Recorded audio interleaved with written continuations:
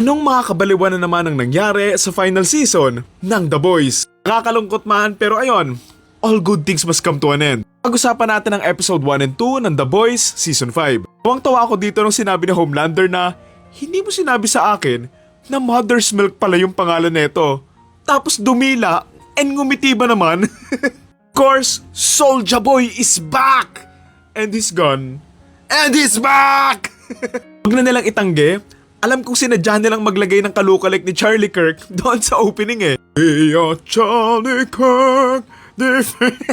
Siyempre ang isa sa mga pinakamabigat ngang nangyari, wala na si A-Train. Matapos siyang mag-ala Quicksilver sa X-Men, ayun, sumakit yung leeg niya kay Homelander eh.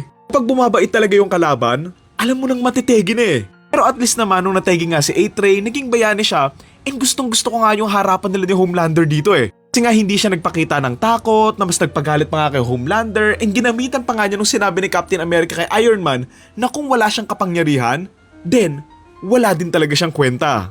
Ang satisfying kaya nakangiti lang si A-Train kahit hindi na nga siya makahinga, kasi nga alam niyang mas matitrigger pa si Homelander knowing na hindi siya na-break doon sa final moments niya eh. Kasi nga diba, yung pananakot lang yung meron si Homelander and at that moment, hindi nga yun gumagana and so, tinegi na nga lang talaga siya ng Homelander.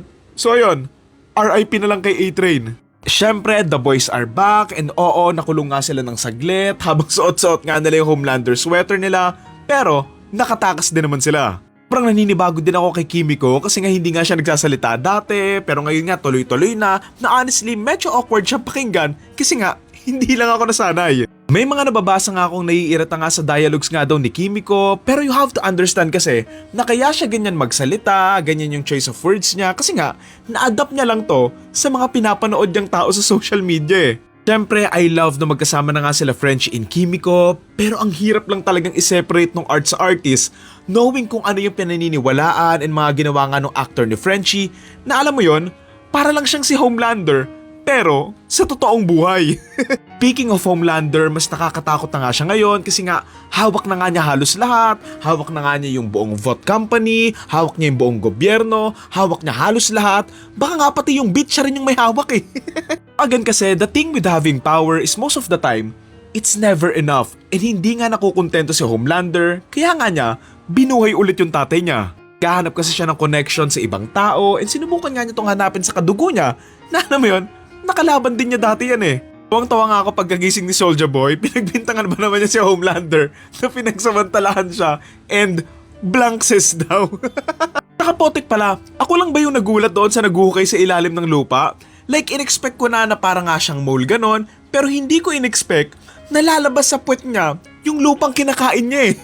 Siyempre hindi kumpleto yung The Boys without Butcher na mas chaotic and mas crazy na nga siya ngayon given na may powers na nga rin siya. I know that they're portraying Butcher na gusto lang talaga niya ng violence and masama na nga siya pero that scene na kasama yung aso niya, it shows na may konti pa rin humanity and kabaitan deep inside nga kay Butcher. Kay The Dip naman feeling ko kakalabanan niya rin si Homelander eventually pero let's see pa kasi nga sobrang duwag din talaga niya eh. Balikan pala natin si Homelander na medyo natakot ako nung pagbalik nga ni Yui doon sa camp, nakita niya puro tenegi na nga ni Homelander yung mga kasama niya tapos si Homelander chill-chill lang doon sa gilid. Puro medyo na-off lang ako doon sa labanan nga nila doon sa camp kasi nga ang daming times na pwede na nga silang itegi ni Homelander pero due to a strong plot armor, hindi nga nangyayari. I know for the sake of story, hindi naman sila pwedeng itegi lang lahat pero sana write it better lang para hindi super convenient na nakakaligtas kapag bida na yung inaatake ni Homelander. What I love so far in this final season is kung gaano kawiti yung writing nila na laging relevant or up-to-date yung mga references nila eh. Ako kung iisipin, to be honest lang yung version nila ng Amerika dito, hindi nalalayo sa kung ano sila ngayon. Lalo na nga at meron din silang pulpol na leader like Homelander here, dito nga sa The Boys. Meron din silang camp dito, may mga nanguhuli nga din, nakatulad nga ng mga Ice Spice doon sa Amerika. Biggest part nga ng finale plot nga nila dito is yung virus na naimbento nga nila na finally kayang tumegi nga sa lahat ng superhero sa buong mundo.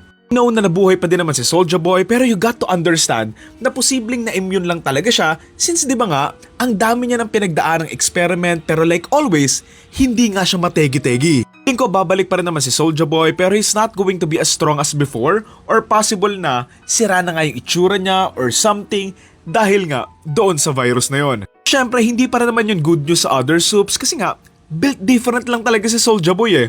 And still yung mga regular superheroes pwede pa rin talaga silang mategi nga ng virus. Curious kung ano yung magiging plan nila Butcher, nila Starlight, nila Yui doon nga sa virus, paano nga nila to gagamitin against kay Homelander nang hindi nga rin natetegi yung mga mababait na mga soups. Gusto ko rin palang banggitin si Ashley na feeling ko magiging mabait din siya since nag-alakaramiya na siya eh.